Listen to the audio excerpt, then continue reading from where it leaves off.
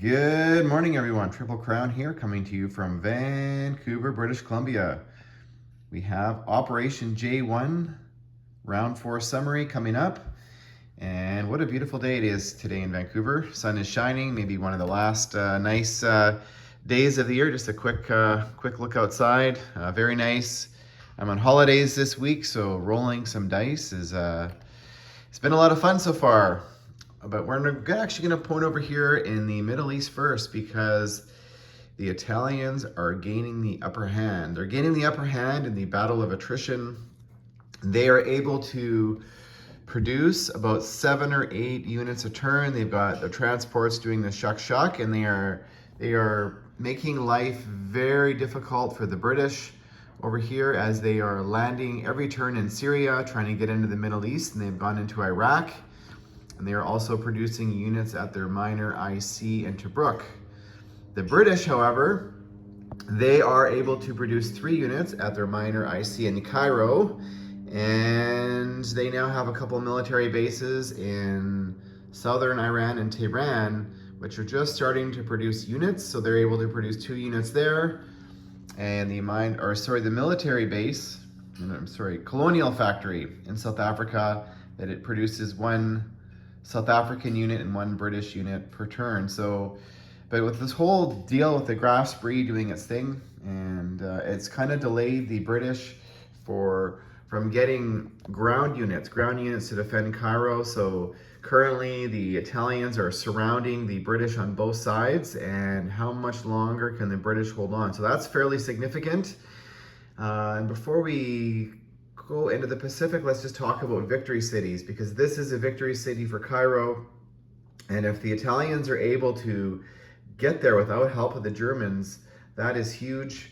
The Italians are sitting close to 40 IPP, which is that's what happens when this fleet here leaves the Med. The Italians, instead of building ships to fight the British, they are now building transports and ground units. So that is a trade-off there, and this fleet, basically its purpose is to prevent the Japanese fleet from facing off against the Americans. But we'll talk about victory cities before we talk about more the Japanese. But currently, the Axis have 9 victory cities: Berlin, Tokyo, Rome, Shanghai, Hong Kong, Singapore, Paris, Warsaw, and Leningrad. So they're able to get Leningrad last round. And these 4 are up for grabs still, or likely to fall in Axis hands, which are Moscow, Manila, Stalingrad, and Cairo.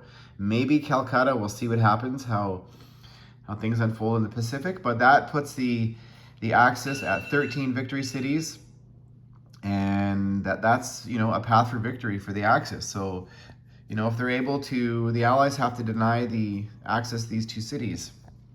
But currently here in the Pacific, things are maybe turning, possibly in favor of the Allies. The KM, and it's because of the KMT, they were able to move into this territory here, and because it's covered in units, I can't see it, but they've got about 25 or 30 units there in the Kwang Sea, and that is the territory right beside Hong Kong. So if they do an all-out attack, they're likely to capture it. So we'll see how the Japanese respond.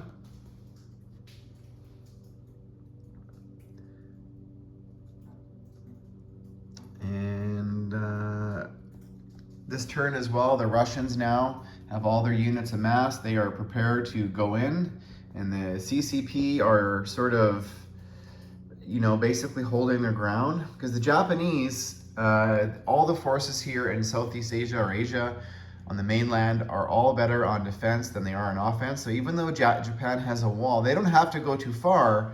But at the same time, when the Allies, if they want to put pressure on Japan, they all can kind of do sort of a coordinated, all attacking at the same time. So over here, Japan's in well control of the South Pacific. They are now set up with their naval transports to take a poke at the Philippines and Guam next turn. But if they do that, what does that mean with the KMT? Are they better off to delay and smash the KMT with all of their might next turn and reinforce it? Perhaps. Now, the Americans could have been in the war last turn. They have not rolled well for the economy. They are now sitting at a 75. They need 80.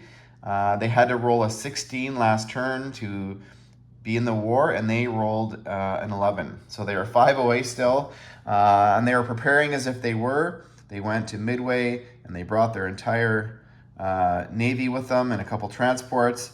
So Japan still has to play catch up. So the two areas of the border that are concerned are sort of this area right here in Kwangsi, this sort of standoff that's happening, and the fact the American Navy is just right now it's significantly bigger than the Japanese Navy, at least off of the coast of Tokyo. But right now Japan doesn't have to fight the American Navy. They just have to defend Tokyo because America only has 2 naval transports. So basically that's going to allow the Japanese to back away with their Navy and perhaps just build ground units. But they're still going to have to build a Navy. So anyways, Japan is being squeezed a little bit, which we expected to happen later in the war.